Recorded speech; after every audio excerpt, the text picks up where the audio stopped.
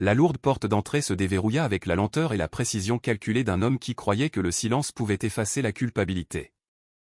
Christophe de Valmont pénétra dans son hôtel particulier du Faubourg Saint-Germain, desserrant sa cravate alors que la première lueur pâle de Paris se glissait à travers les hautes fenêtres.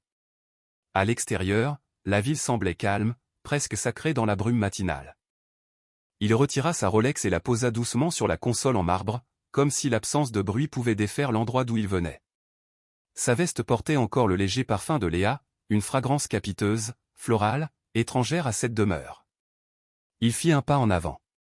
Un craquement sinistre résonna. Christophe se figea. Sous sa chaussure en cuir verni gisait la roue en plastique rouge d'une voiture télécommandée, le modèle en édition limitée qu'il avait acheté la veille pour se faire pardonner auprès de son fils d'avoir, une fois de plus, manqué le dîner. Le boîtier des piles avait été retiré. Le châssis s'était fendu net en deux. La lampe du grand salon était toujours allumée. Sur le canapé, sous un jeté en cachemire gris, Mathis dormait, portant encore ses vêtements d'école de la veille, une main nonchalamment recroquevillée près de sa poitrine. À côté de lui, posée avec un soin délibéré sur la table basse, se trouvait une feuille de papier à carreaux pliés. Christophe la déplia lentement. 5 mots. Je n'en ai pas besoin. Pas de rature, pas de colère, juste une écriture appliquée et régulière. Derrière lui, une voix douce brisa le silence. Vous avez manqué l'heure de son coucher. Nathalie de Valmont se tenait dans l'encadrement de la porte de la cuisine, tenant une tasse d'un café noir fumant qu'elle n'avait pas touché depuis des heures. Elle ne pleurait pas. Elle ne criait pas. Elle l'observait. Christophe ouvrit la bouche pour s'expliquer. Un dîner d'investisseurs, une réunion du conseil d'administration de dernière minute, des embouteillages sur le boulevard Saint-Germain. Mais les mots moururent dans sa gorge car, pour la première fois depuis des années, cette maison ne semblait plus lui appartenir, et il réalisa soudainement quelque chose de bien plus terrifiant que le simple fait d'être pris en faute. Il n'était plus celui qui contrôlait la situation. Christophe ne répondit pas immédiatement. Il resta là, le mot toujours à la main, fixant la petite écriture régulière de Mathis comme si elle était tracée dans une langue qu'il ne comprenait pas. Nathalie passa devant lui sans même frôler son bras. « Vous pouvez jeter ce jouet à la poubelle, dit-elle calmement. » Il a retiré les piles lui-même. Ce détail le troubla plus encore que le plastique brisé. « Il a veillé ?» demanda Christophe, gardant la voix basse, prenant soin de ne pas réveiller le garçon. Nathalie hocha la tête une fois. Jusqu'au cœur de la nuit. Christophe tressaillit. C'était l'instant précis où il avait commandé une autre tournée au bar du Palace. Il n'arrêtait pas de demander si vous étiez presque arrivé, continua-t-elle. Il voulait vous montrer comment il avait compris le fonctionnement de la télécommande sans lire les instructions. Christophe jeta un coup d'œil au châssis fissuré sur le parquet. Je lui avais dit que j'avais un dîner d'investisseurs qui s'éterniserait. Le regard de Nathalie croisa le sien, inébranlable et indéchiffrable. Il m'a dit qu'il savait ce que signifiait réellement un dîner d'investisseurs maintenant. Un lourd silence s'installa entre eux. Qu'est-ce que cela veut dire ? Demanda Christophe, l'irritation affleurant sous la surface. Nathalie n'éleva pas la voix. Cela veut dire qu'il est assez grand pour comprendre quand quelqu'un choisit autre chose. La mâchoire de Christophe se crispa. Vous lui mettez des idées dans la tête. Non, répondit-elle doucement. C'est vous qui le faites. Sur le canapé, un léger mouvement se fit entendre. Mathis s'agita, clignant des yeux contre la lumière naissante. Son regard se posa d'abord sur son père. Pendant une fraction de seconde, une lueur d'espoir y vacilla. « Salut, mon grand », dit précipitamment Christophe, forçant une chaleur artificielle dans son ton. « Je t'ai rapporté quelque chose de super. » Mathis s'assit lentement. Il regarda le jouet cassé, puis le mot toujours dans la main de Christophe. « Je sais, » dit-il doucement. « J'ai attendu. » Christophe déglutit. « Je suis désolé. Le travail était. » Mathis secoua la tête, ni en colère, ni théâtral, juste certain. « C'est bon, dit-il. Je n'en ai plus besoin. » Nathalie regarda son fils glisser du canapé et se diriger vers sa chambre sans un mot de plus. La porte ne claqua pas. Il n'y eut pas de larmes, juste de la distance. Et Christophe sentit pour la première fois que quelque chose à l'intérieur de sa propre maison avait basculé, d'une manière que l'argent ne pourrait jamais réparer. L'hôtel particulier semblait différent après cette matinée. Plus silencieux. Non pas paisible, mais minutieusement contrôlé. Christophe partit au début de la matinée. Vêtu d'un costume bleu marine, un stylo Mont Blanc soigneusement accroché à la poche intérieure de sa veste. Il embrassa l'air près de la joue de Nathalie avant de sortir, déjà en train de taper sur son téléphone avant même que la porte d'entrée ne se referme. Réunion du conseil, dit-il. Grosse semaine. Nathalie hocha la tête comme elle le faisait toujours. À la mi-journée, la demeure était parfaitement immobile. Mathis était à l'école. Le lave-vaisselle bourdonnait doucement dans la cuisine. La lumière du soleil se déversait sur les parquets anciens, exposant des particules de poussière qui n'étaient pas visibles auparavant. Nathalie ramassa les vêtements de Christophe laissés sur le sol de la chambre. Elle faisait cela depuis des années, ramassant, lissant, restaurant l'ordre. Aujourd'hui, elle se mouvait plus lentement. Le poids de sa veste de tailleur semblait différent. Lorsque ses doigts glissèrent dans la poche intérieure, ils effleurèrent un papier épais. Ce n'était pas une carte de visite, c'était un reçu. Le papier était immaculé, plié une fois. Le palace Le Meurice. Son pouls ralentit au lieu de s'accélérer. Date, la nuit précédente. Heure, au beau milieu de la nuit. Lieu, le bar, 2 cocktails signature, une bouteille d'un grand cru facturé sur la note de la suite exécutive. Nathalie le lut 2 fois, puis une 3e. Le montant total dépassait à lui seul le coût des leçons mensuelles de piano que Mathis avait réclamées, et que Christophe avait qualifié de dépenses inutiles. Elle ne pleura pas. Elle se dirigea vers l'îlot central de la cuisine et posa le reçu à plat sur la surface en marbre, lissant le pli avec précaution, comme pour préserver une pièce à conviction. Au beau milieu de la nuit. À l'heure où Mathis l'attendait encore.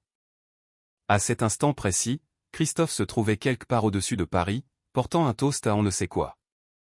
Nathalie ouvrit son ordinateur portable sur le comptoir et chercha le calendrier des événements pour les investisseurs de l'entreprise de Christophe.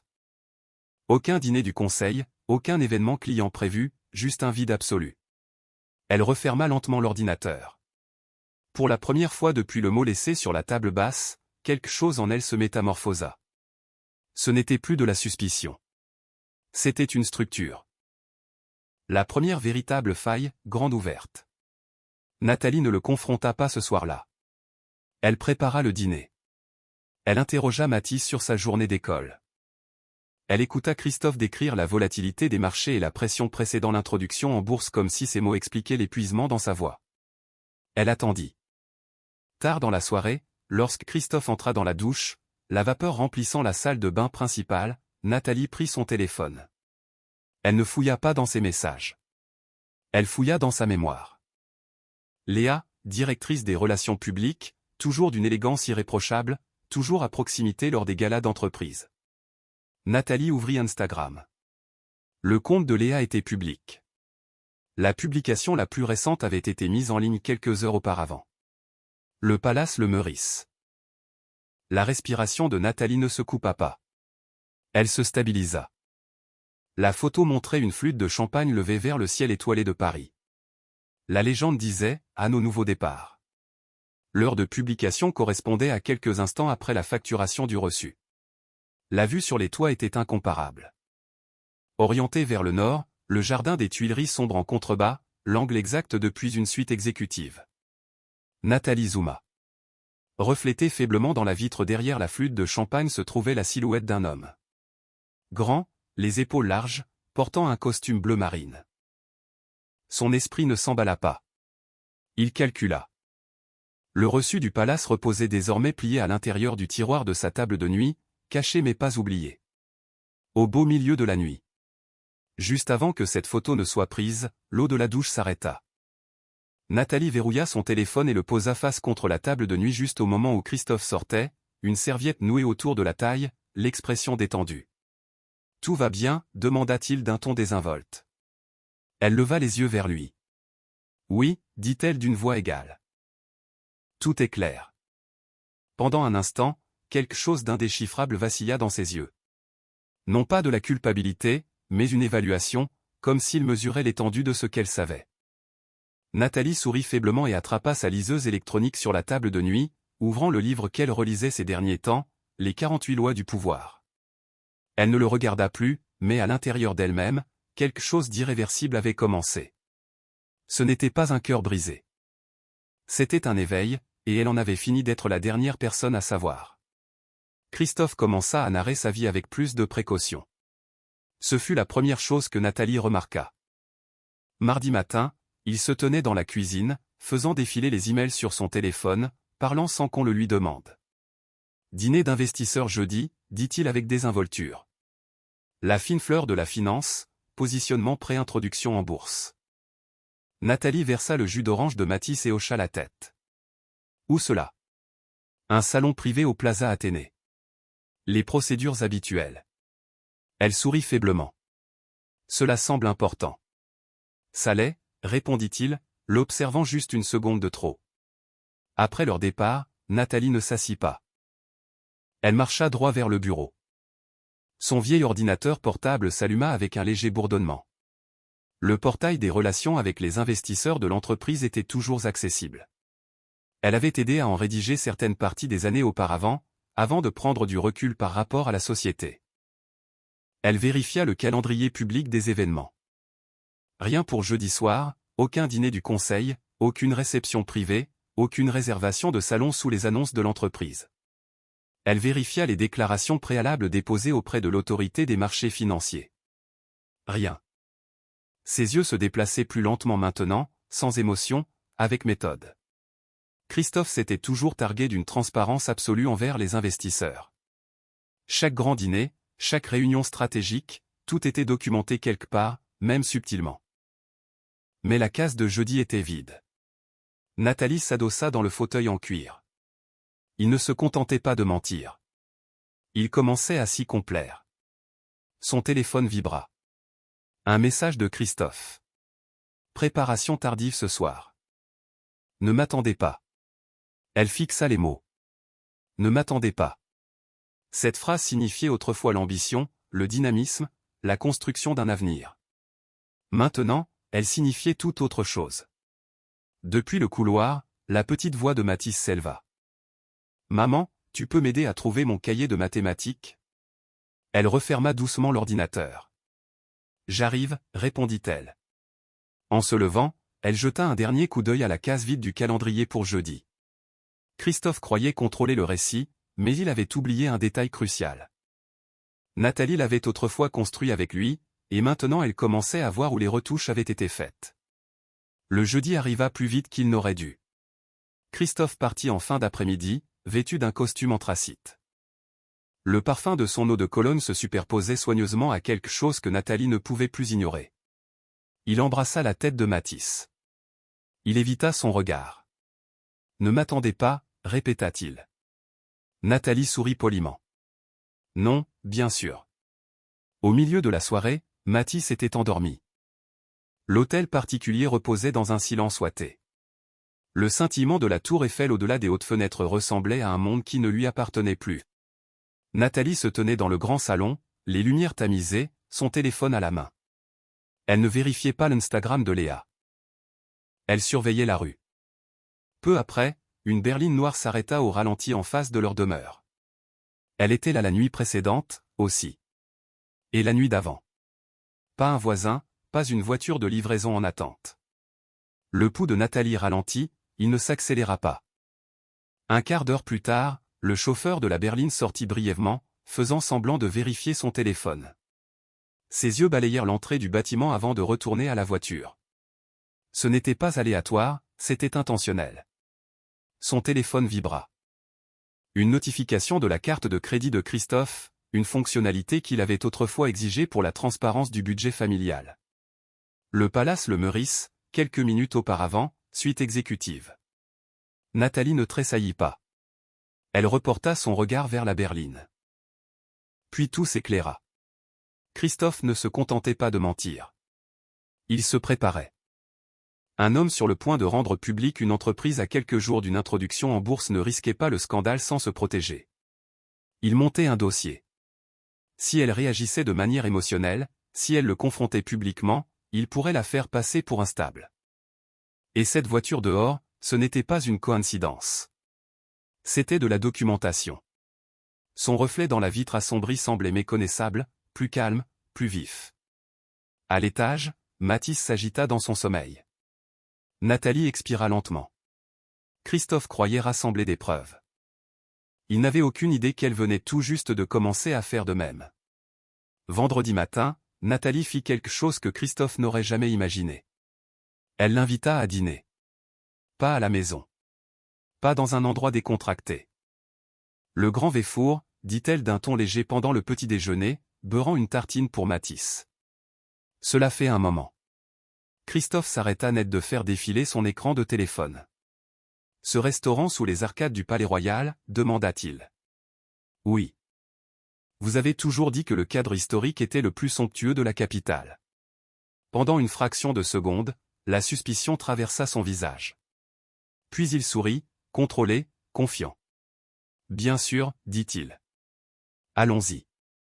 En début de soirée, ils étaient assis l'un en face de l'autre au cœur de ce joyau du patrimoine parisien, les dorures et les miroirs anciens reflétant la lumière douce. La lueur des bougies adoucissait la dureté de la mâchoire de Christophe. Il commanda une bouteille d'un grand cru de Bordeaux sans lui demander sa préférence. Nathalie ne fit aucune objection. Vous avez été silencieux ces derniers temps, dit-il en faisant tourner son verre. Tout va bien? Très bien, répondit-elle calmement.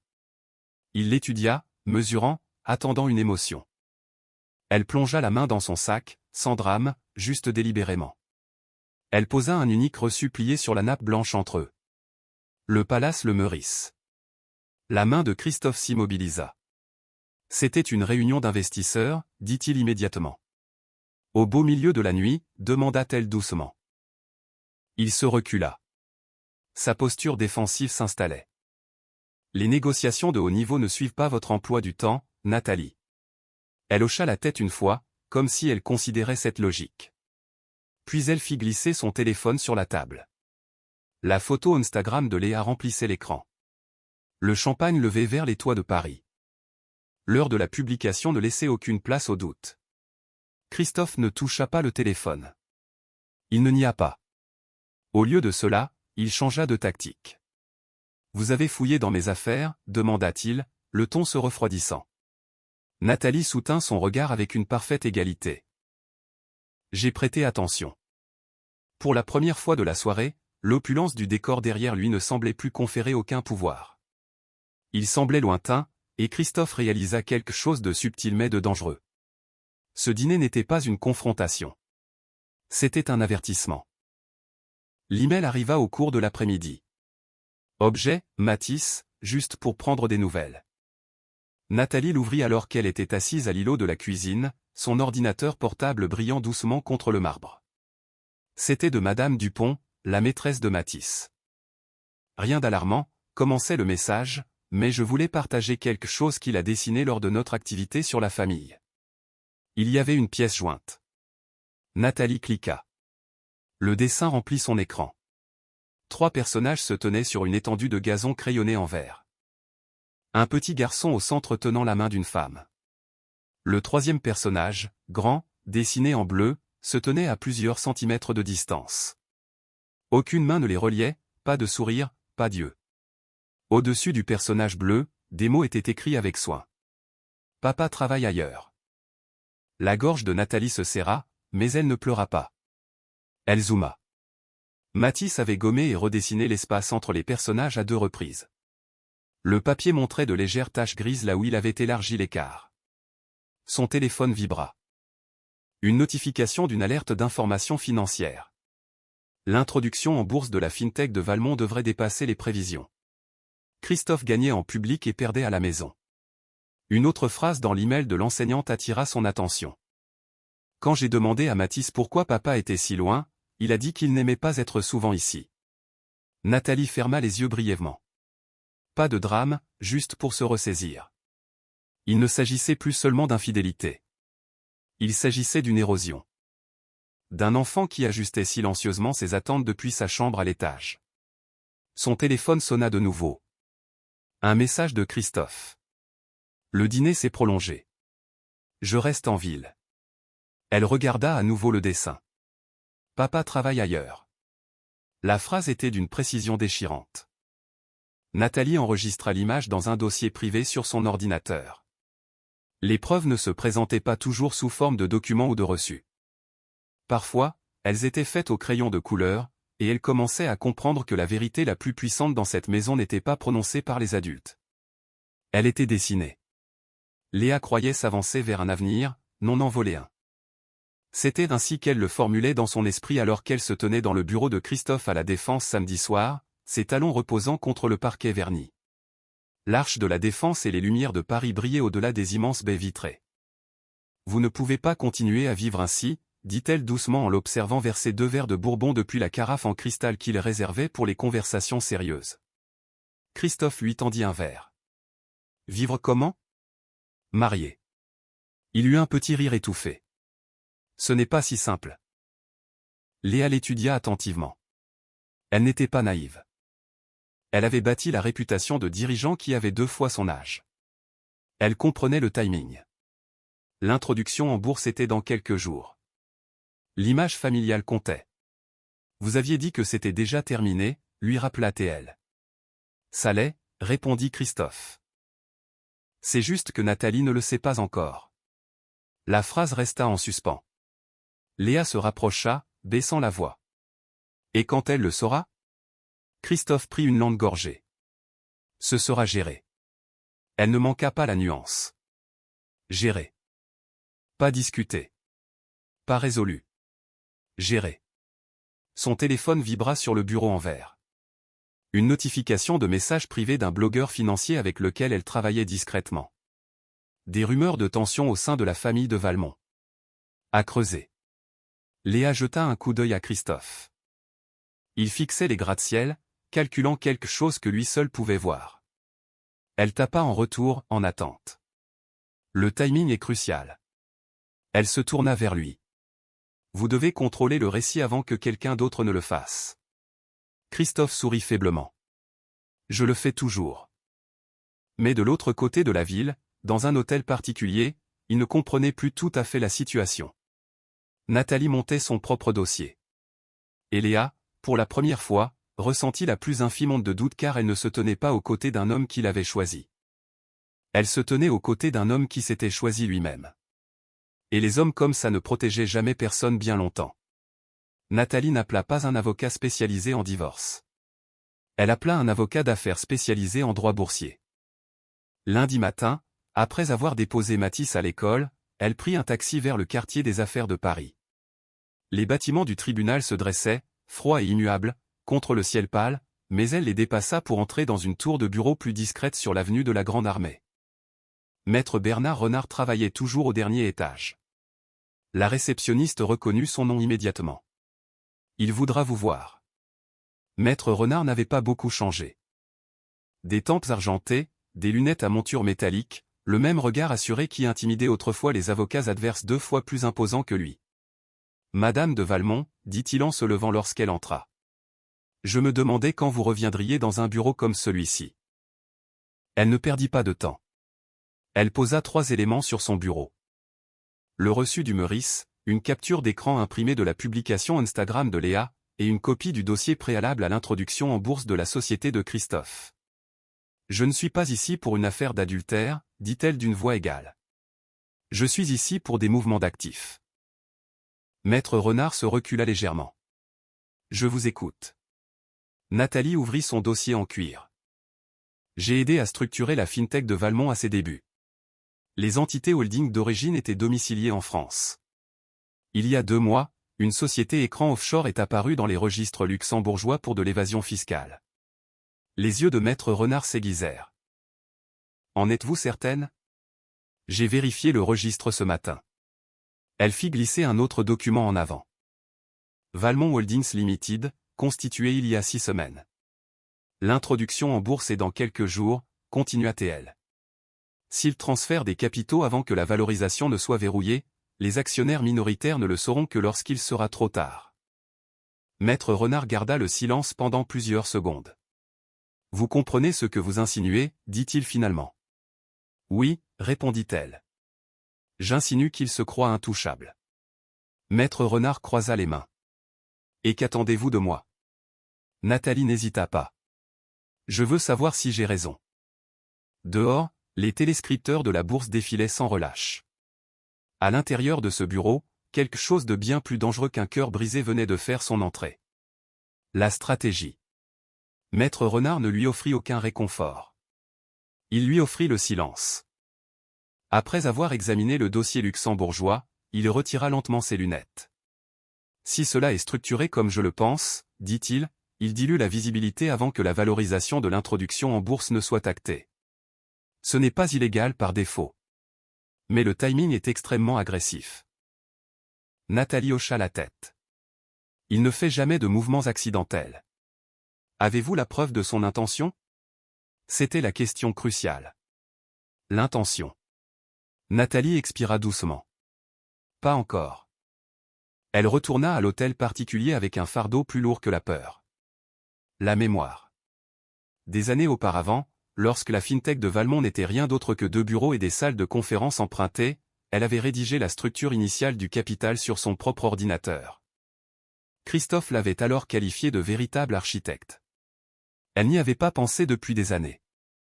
À l'étage, au fond de son dressing, dans une boîte de rangement grise sous les manteaux d'hiver, son ancien disque dur externe reposait toujours dans son étui rembourré. Elle le brancha à son ordinateur. L'écran vacilla. Des dossiers apparurent. Documents de constitution de l'année d'origine. Accords de capitaux initiaux. Ses mains étaient fermes. Elle ouvrit le tableau de capitalisation le plus ancien. La structure était simple, transparente, uniquement une holding française. Puis elle ouvrit la déclaration publique la plus récente. Les pourcentages de propriété étaient similaires, mais une entité avait été insérée. Discrètement au-dessus des autres. Valmont Holdings Limited, un intermédiaire luxembourgeois. Elle se pencha, faisant défiler la page. Une clause d'amendement, signée numériquement il y a 6 semaines. Les métadonnées attirèrent son attention. Le document avait été modifié la nuit même où Christophe prétendait être à un séminaire de direction à Genève. Elle vérifia l'heure. Au beau milieu de la nuit. La même nuit où Léa avait publié sa photo depuis le palace. Nathalie se recula lentement. Ce n'était pas seulement de l'infidélité. C'était de la coordination. Et pour la première fois depuis que le jouet s'était brisé sur le sol, elle réalisa quelque chose d'effrayant. Christophe ne cachait pas seulement une liaison. Il cachait un moyen de pression. Christophe rentra tôt à la maison. Cela seul était inhabituel. Nathalie était dans la cuisine, aidant Mathis avec ses devoirs de mathématiques lorsqu'elle entendit la porte d'entrée s'ouvrir en fin de journée. Aucune excuse de travail tardif. Aucun ne m'attendait pas. Christophe entra, portant une petite boîte rouge. Cartier. Il la posa délicatement sur le comptoir en marbre, comme s'il s'agissait d'une offrande de paix. Pour vous, dit-il. Mathis leva les yeux. Tu as manqué le dîner? Christophe eut un sourire crispé. Pas ce soir. Nathalie étudia la boîte, mais ne la toucha pas. Quelle est l'occasion? Demanda-t-elle calmement. Christophe s'appuya contre l'îlot, détendu, maître de lui. J'ai été distrait. La pression de l'introduction en bourse. Je n'ai pas été présent. Je suis en train de réparer cela. Réparer. Nathalie finit par soulever le couvercle. À l'intérieur reposait un délicat bracelet en diamant, sobre mais d'une valeur inestimable. Le genre de présent qui exprimait des excuses sans admettre de culpabilité. Il est magnifique, dit-elle doucement. Christophe s'approcha. Je ne veux pas de distance entre nous. Nous sommes une famille. Ses yeux croisèrent les siens. Le sommes-nous? Il ne répondit pas directement. Au lieu de cela, il attrapa son poignet. Faisons table rase. Après l'introduction en bourse, nous ferons un voyage. Sur la Riviera, rien que nous. Mathis ferma silencieusement son cahier et s'excusa, percevant le courant de tension adulte dans la pièce. L'hôtel particulier parut plus exigu sans sa présence. Christophe baissa la voix. Nathalie, j'ai besoin de stabilité en ce moment. Les investisseurs scrutent tout. Je ne peux pas me permettre de drame. C'était donc cela. Pas de l'amour. Les apparences. Nathalie attacha le bracelet à son poignet et sentit le métal froid se poser contre sa peau. Vous avez raison, dit-elle d'une voix égale. Pas de drame. Le soulagement éclaira son visage. Il embrassa son front et monta se changer. Nathalie resta immobile. Puis elle retira le bracelet et le replaça dans son écrin de velours. Un cadeau offert avant toute confession n'était pas une réconciliation. C'était une assurance, et Christophe venait de confirmer un détail crucial. Il n'avait pas peur de la perdre. Il avait peur de perdre le contrôle. Cela se produisit dimanche matin. Pas lors d'une dispute, pas lors d'un moment de tension, simplement autour de crêpes. Christophe se tenait devant la cuisinière, dans une rare performance de normalité domestique. Il retournait la pâte avec soin tandis que Mathis, assis à l'îlot de la cuisine, balançait ses jambes. Nathalie versait du café dans sa tasse en céramique blanche et regardait la scène se dérouler comme une répétition silencieuse. « Papa » dit doucement Mathis. Christophe sourit sans se retourner. « Oui, mon grand. Est-ce que maman et toi, vous êtes fâchés à cause de moi ?» La spatule se figea en l'air.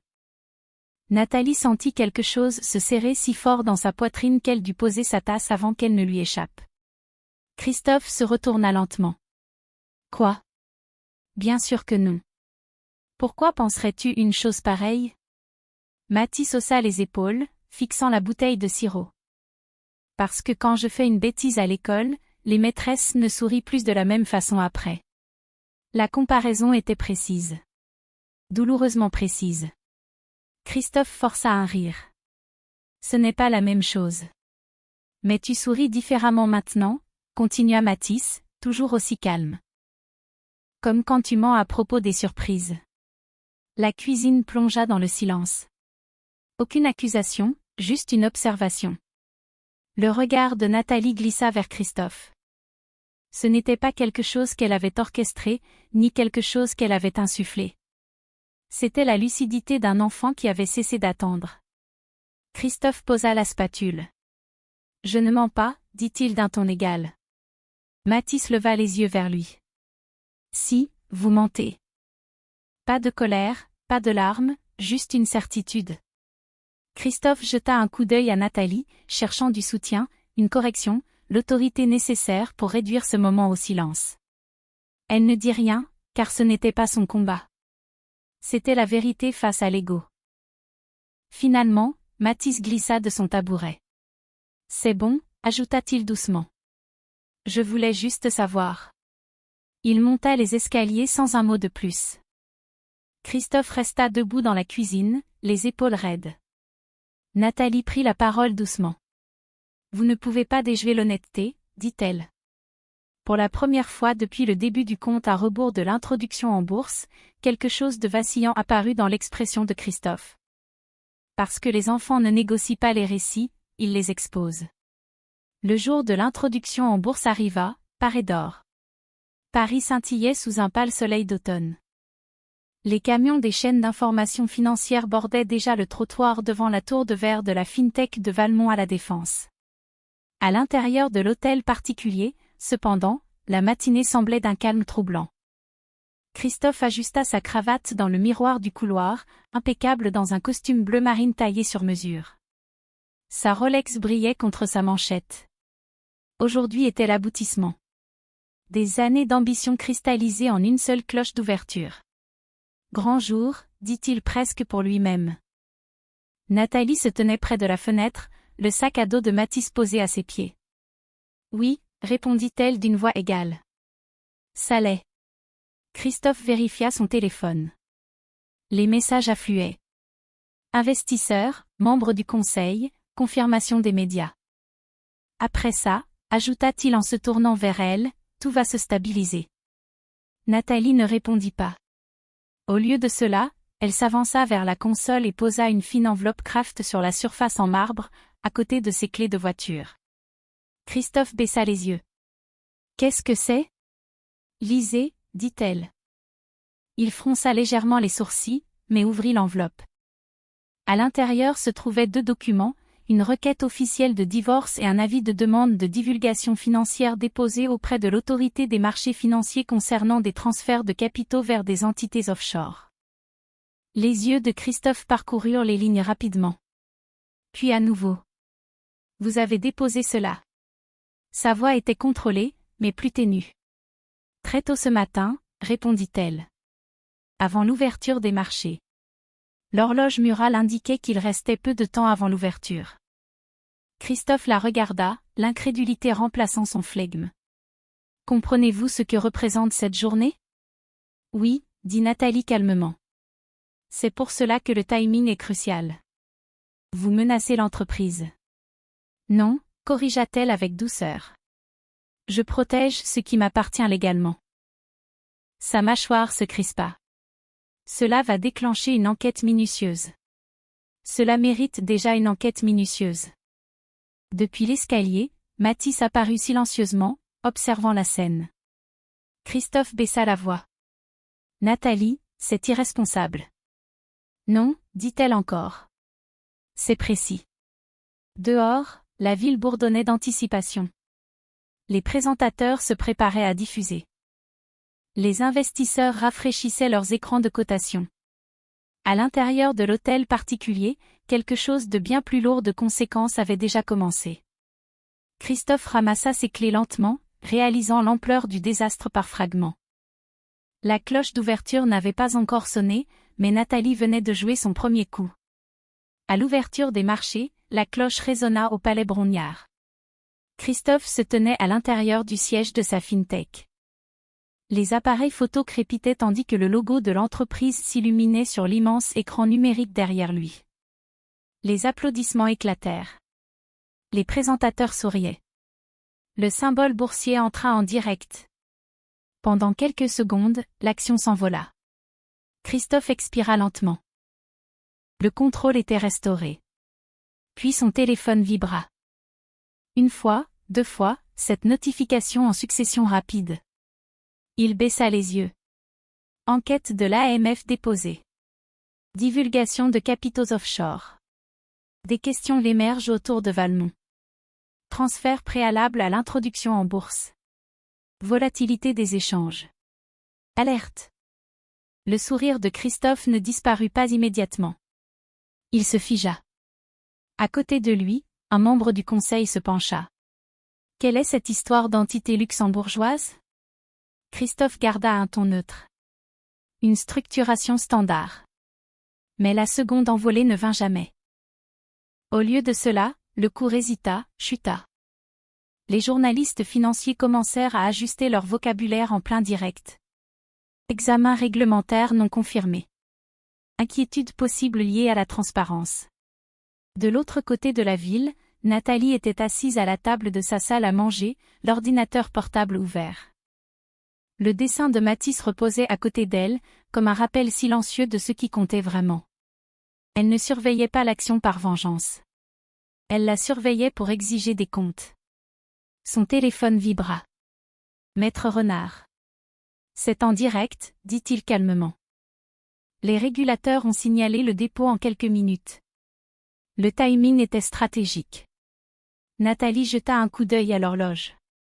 Peu de temps après, le visage de Christophe apparut sur BFM Business derrière la télévision du bureau de Maître Renard, répondant aux questions avec un calme maîtrisé. Une transparence totale, disait-il. L'action chuta de 6%. Puis de 12%. En milieu de matinée, la cotation fut temporairement suspendue. De retour dans la tour de la Défense, les applaudissements s'étaient évanouis. Les membres du conseil d'administration formaient des cercles restreints. Les conseillers juridiques murmuraient avec urgence, et Christophe resta seul un instant près de la paroi de verre surplombant la ville. Il avait anticipé les risques. Il n'avait pas anticipé une telle précision. Car ce n'était pas le chaos. C'était une mise à nu. Et pour la première fois depuis qu'il avait posé cette Rolex sur la console en marbre à l'aube, Christophe comprit une chose glaçante. Nathalie n'avait pas réagi. Elle avait attendu. Et elle avait choisi l'instant exact pour laisser la vérité résonner plus fort que n'importe quelle cloche. À l'heure du déjeuner, le récit avait basculé. Non pas l'effondrer, mais basculer. Les réseaux financiers ne célébraient plus les débuts explosifs de la fintech de Valmont. Au lieu de cela, des expressions telles que révision réglementaire et restructuration non divulguée défilaient sur les bandeaux d'information. Dans son bureau vitré de la Défense, Léa fixait son téléphone, incrédule. 32 messages manqués, 2 d'investisseurs majeurs, un d'un journaliste en qui elle avait confiance. Étiez-vous au courant de la dilution offshore avant l'introduction en bourse? Son estomac se noua. Elle composa immédiatement le numéro de Christophe. Il répondit à la 3e sonnerie. Dites-moi que ce n'est que du bruit, dit-elle, la voix contrôlée mais fragile.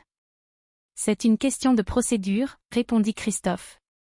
Nathalie a déposé un recours. Ça passera. Léa se leva lentement. Vous aviez dit qu'elle ne savait rien.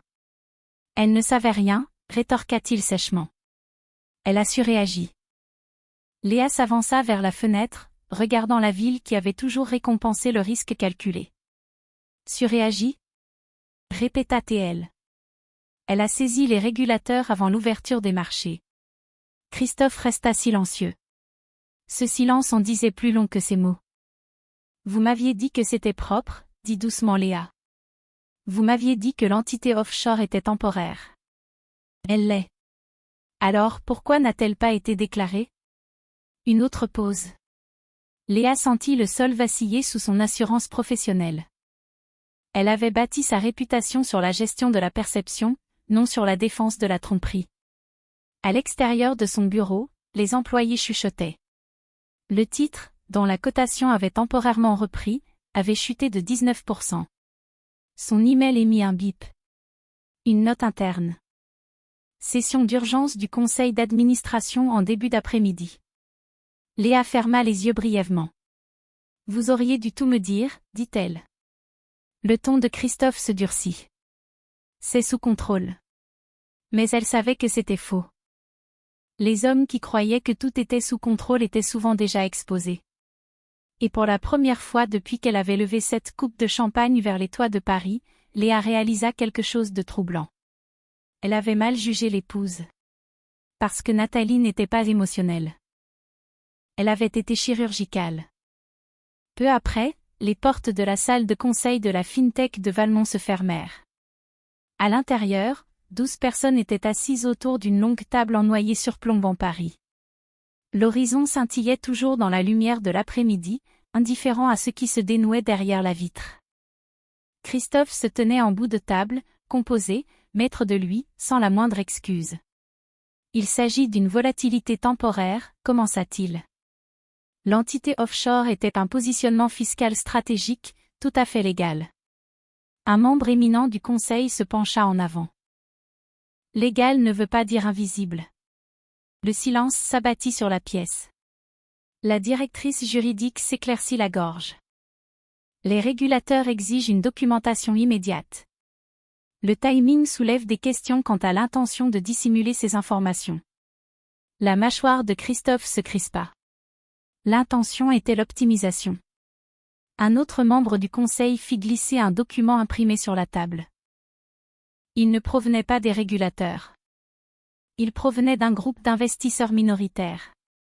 Ils invoquaient une clause de gouvernance, celle-là même que Nathalie avait aidé à rédiger des années auparavant. Révision d'urgence de la direction pour des problèmes matériels de transparence. Christophe reconnut immédiatement le langage. Il avait signé cette clause. Qui a initié cela? Exigea-t-il. La réponse tomba, placide. Maître Bernard Renard représente le groupe. L'estomac de Christophe se noua, mais son expression demeura figée. À l'extérieur du bâtiment, les alertes d'information clignotaient à nouveau. Les actions de la FinTech de Valmont chutent de 27% sur fond de scandale de gouvernance. À l'intérieur de la salle, le président croisa les mains. Christophe, dit-il d'un ton égal. Nous devons envisager une restructuration temporaire de la direction jusqu'à ce que cela soit résolu. C'était donc cela. Pas un licenciement, pas encore, mais une mise à l'écart. Christophe balaya la pièce du regard. Personne ne soutint son regard bien longtemps. Ni Léa, assise près du bout de la table, ni les investisseurs qui avaient trinqué avec lui quelques heures plus tôt. Il réalisa alors que la réputation n'était pas une propriété. C'était une permission. Et cette permission pouvait être révoquée. Le président appela au vote. Les mains se levèrent une à une. Avant la fin de l'après-midi, Christophe de Valmont fut placé en congé administratif immédiat, dans l'attente de la conclusion de l'enquête réglementaire. Les toits de Paris à l'extérieur n'avaient pas changé, mais à l'intérieur de cette tour de verre, le pouvoir avait changé de camp.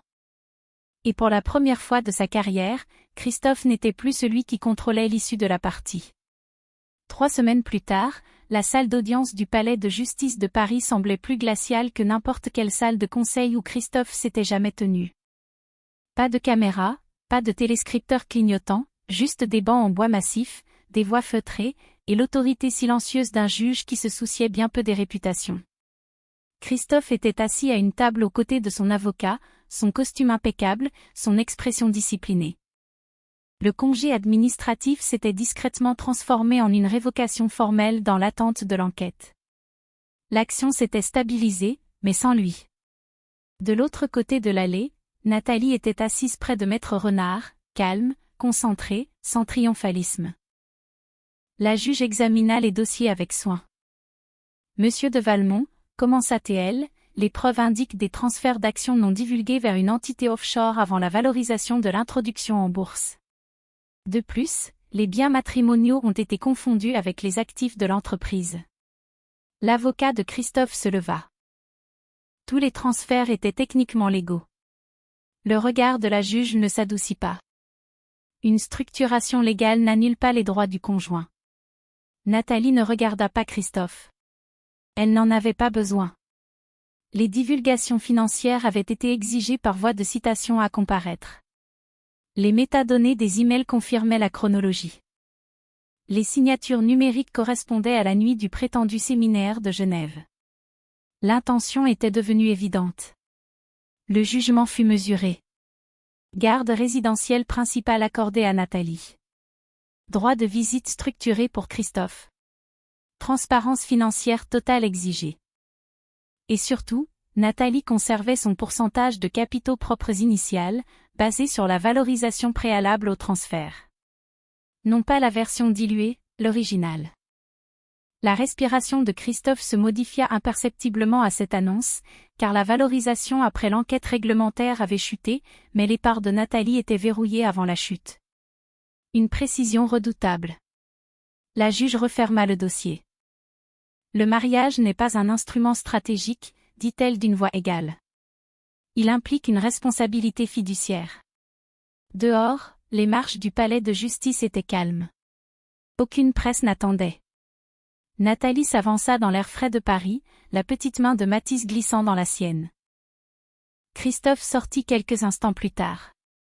Pour la première fois depuis des années, il n'y avait pas d'assistant, pas de chauffeur, juste de la distance. Et dans ce silence, il comprit une chose indéniable. Il n'avait pas tout perdu en un seul jour. Il l'avait perdu lentement. Il n'avait tout simplement jamais remarqué quand cela avait commencé. L'automne s'installa paisiblement. Le domaine viticole dans le Luberon baignait dans cette douce lumière dorée qui n'apparaît que lorsque l'été lâche enfin son emprise sur la Provence. Les feuilles mortes s'éparpillaient sur les chemins de terre, crissant doucement sous les petites baskets de Mathis qui couraient devant, riant de quelque chose que lui seul pouvait voir. Nathalie marchait quelques pas derrière lui, un léger manteau en laine drapé sur ses épaules, une liseuse à la main, bien qu'elle n'ait pas tourné la page depuis plusieurs minutes. Pour la première fois depuis des mois, l'air semblait pur. Non pas parce que tout était parfait, mais parce que rien n'était caché. Son téléphone vibra une fois. Une notification de son cabinet fraîchement enregistré, Valmont et Renard Conseil. Leur premier client majeur avait officiellement signé ce matin-là. Une révision de la gouvernance d'entreprise. L'ironie possédait un sens de l'humour très discret. Elle glissa le téléphone dans la poche de son manteau et regarda Mathis s'agenouiller près d'un tas de feuilles mortes, construisant quelque chose avec des branches et beaucoup d'imagination. « Maman » appela-t-il. « Regarde. » Elle s'approcha, s'accroupissant à côté de lui. « C'est une forteresse » expliqua-t-il. Mais personne n'est à l'extérieur. Elle sourit doucement. C'est une excellente conception. Il leva les yeux vers elle, étudiant son visage avec cette même lucidité troublante. Êtes-vous plus heureuse maintenant? La question n'était pas lourde. Elle était curieuse. Nathalie ne répondit pas tout de suite. Elle laissa la brise passer entre eux. Oui, dit-elle finalement. Je le suis. Mathis hocha la tête une fois, satisfait, et retourna à son projet de construction. Sur le chemin, Maître Renard s'approcha en portant 2 tasses de café. Sans drame, sans urgence, avec une présence rassurante. Il lui en tendit une. Pas de salle de conseil aujourd'hui, dit-il d'un ton léger. Non, répondit-elle. Un garçon, juste des arbres. Ils restèrent ensemble à regarder Mathis. Pas de presse, pas de téléscripteur financier, pas de toast au champagne, juste un petit garçon reconstruisant quelque chose de simple avec ses propres mains. Nathalie prit conscience de quelque chose de profondément silencieux. La puissance ne ressemblait pas au contrôle. Elle ressemblait à la paix. Et pour la première fois depuis que l'aube avait tout changé, le silence autour d'elle n'était plus tendu. Il était mérité. C'était un paisible samedi après-midi lorsque Christophe vint chercher Mathis pour sa visite prévue du week-end. Pas de chauffeur, pas d'assistant, juste Christophe se tenant sur le seuil de ce domaine qu'il ne possédait plus, les mains dans les poches de son manteau, attendant. Nathalie ouvrit la porte. Il n'y avait plus d'hostilité entre eux désormais, seulement de la clarté. « Salut, papa » dit Mathis, apparaissant depuis le salon. Les yeux de Christophe passèrent au-delà de lui, se posant instinctivement sur la table basse. Et elle était là, la voiture télécommandée rouge, réparée. Pas à la perfection, la fissure le long du châssis était encore légèrement visible, mais elle fonctionnait. Les roues étaient alignées, le boîtier des piles réinstallé. Mathis la ramassa et la tint avec précaution.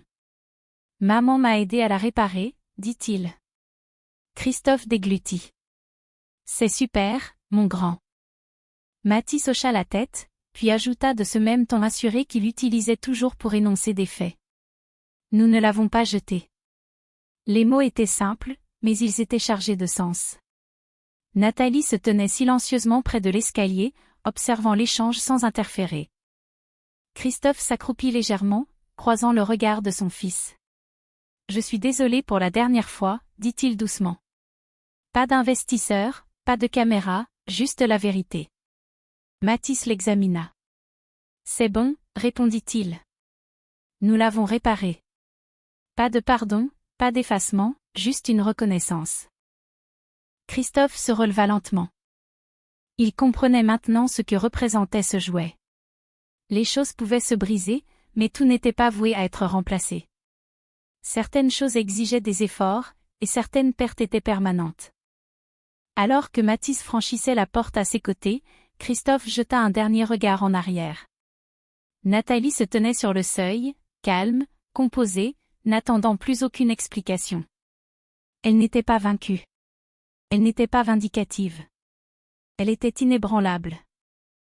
La demeure derrière elle semblait plus lumineuse. À l'intérieur, son cabinet se développait.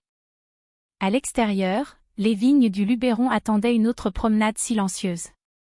Elle n'avait pas gagné en le détruisant. Elle avait gagné en refusant de disparaître. Et tandis que la porte se refermait doucement derrière eux, une vérité demeurait indéniable. L'intégrité reconstruit ce que l'ambition détruit. Et c'est ainsi que l'histoire s'achève. Mais mes chers amis, vous êtes toujours là, n'est-ce pas? Si vous êtes restés avec nous jusqu'à cet instant, c'est que quelque chose dans ce récit a touché votre cœur. Mais peut-être n'était-ce pas le scandale. Peut-être n'était-ce pas l'effondrement boursier ou la scène au tribunal.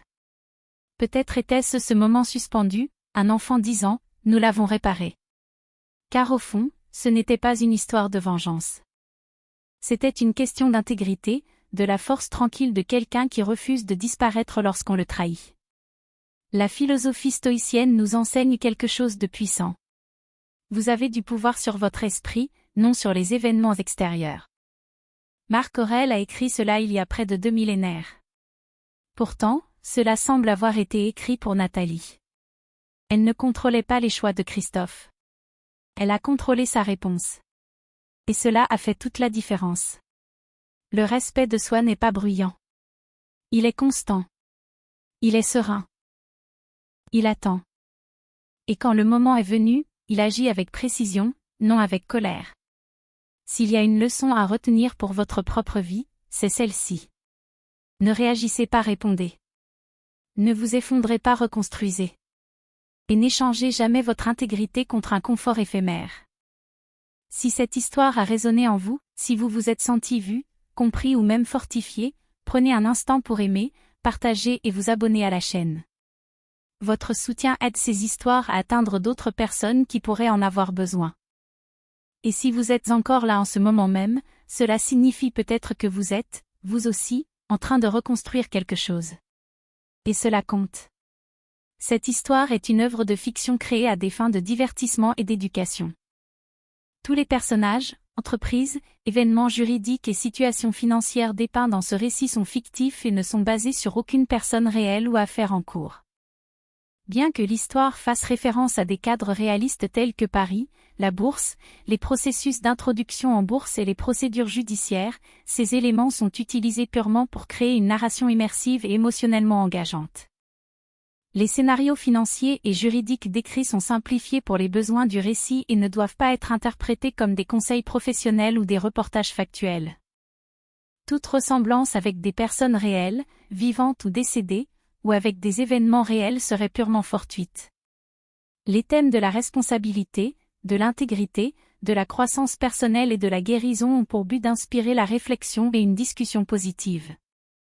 Les spectateurs sont encouragés à consulter des professionnels qualifiés du droit ou de la finance pour obtenir des conseils adaptés à la vie réelle.